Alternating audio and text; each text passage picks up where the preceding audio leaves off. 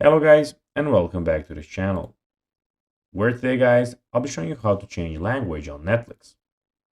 So guys, the first thing that you of course need to do is go to Google and type in netflix.com.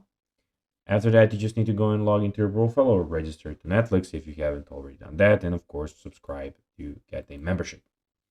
But now guys, let's see what we have in front of us here. So as you can see in the left side of the screen, we have the home, TV shows, movies, new and popular, my list, and browse by languages. And in the top right corner, we have everything about your profile. But now guys, let's see how you can actually go and change language on Netflix. So first of all, when you launch your app, of course, then you need to sign in as I told you, and then click on your profile icon in the top right corner and select account. Click here and then select account. Then you need to go and scroll down to the profile and parental control section and click the downward arrow next to the profile you want to go and change. Then here are your profiles as you can see.